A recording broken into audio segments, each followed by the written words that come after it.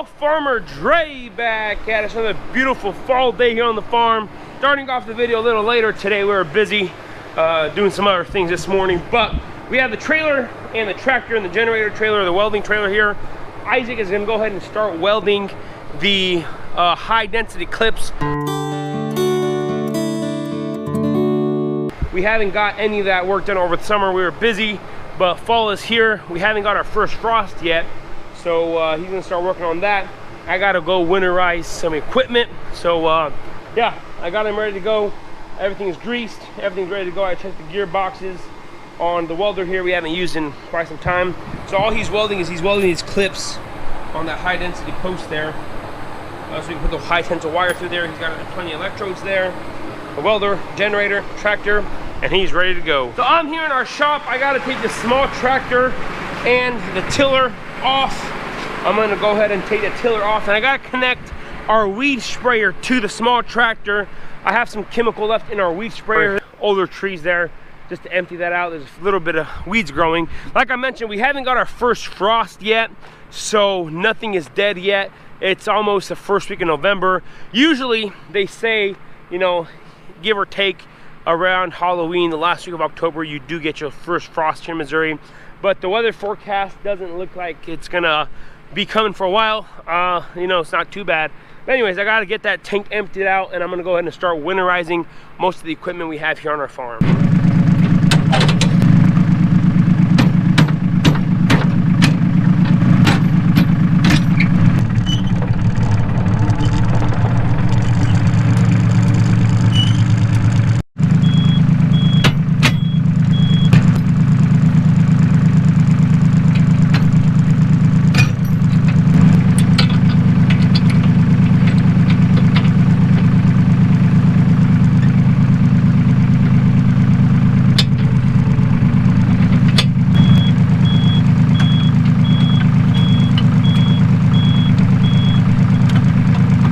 So the hardest part of connecting this weed sprayer is not really that hard, but this is the front here attachment. We gotta get that heavy piece of metal connected to this bracket here. I'll explain how this works in a bit here, but yeah, this is the weed sprayer right here.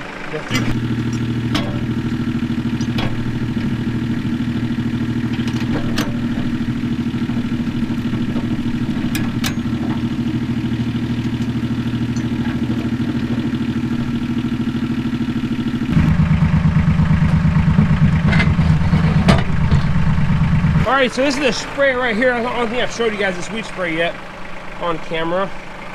Gotta put this hose there. There we go. There we go. So the way this works, it has 3 nozzles, actually 4. 1, 2, 3. But right here it has a split, as you can see there. And it sprays towards the outside here. And this covers this side right here. So it's made to hover under trees. I have a few gallons left here. I got 25 gallons left in that tank. I'm gonna do some older trees that we have there, and we'll clean this out. But yeah, this is pretty much it right here.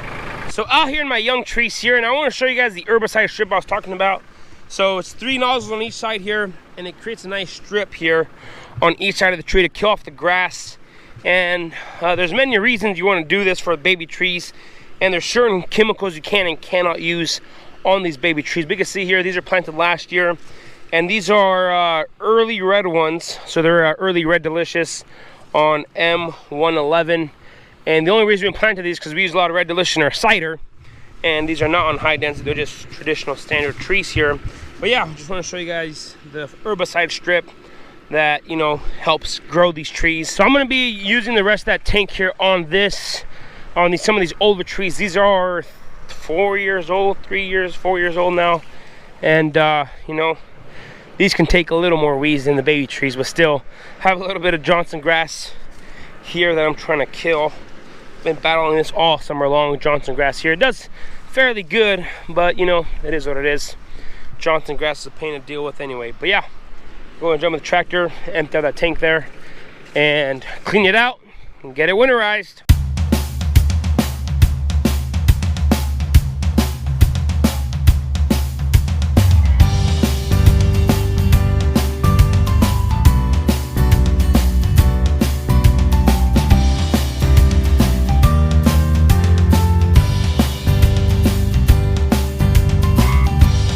Alrighty, it is the next morning and it's much cooler this morning, but I got the tank filled, empty out last night, and Isaac finished welding up quite a few of those clips.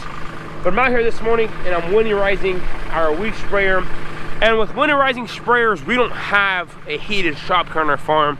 The only thing heated is the store and our house. So, or I guess and the greenhouses here, but we don't have any place to store these during the winter months inside.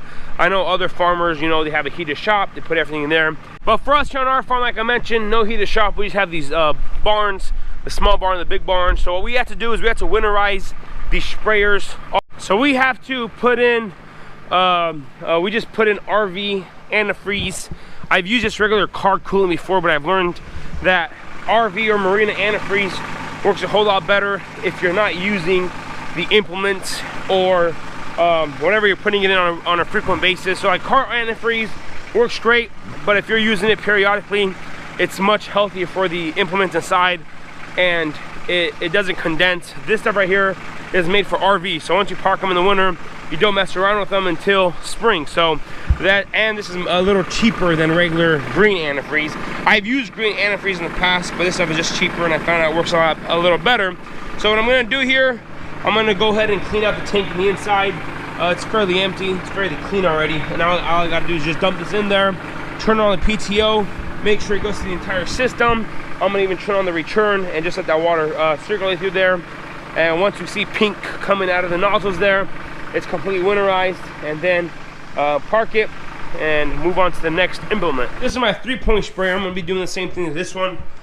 I think it's pretty empty, isn't it? Yeah. I think I'm just gonna connect the PTO in here, and that'll be it. We'll see. So the tank is empty. Now I'm just gonna dump this antifreeze in there. And if you guys want this exact same antifreeze, go ahead and check the link down in the description box below, and get you some of the good stuff. You know, just gonna go ahead and fill it up as much as possible. Put 2 gallons in here. And let that return run first. Get it through the entire pump system. Then let it run through the nozzles. Once it's through the nozzles, turn it off and leave it in there. Then in the spring, all we got to do is just rinse the tank out, and it'll be good to go. So 2 gallons in here, and then continue. So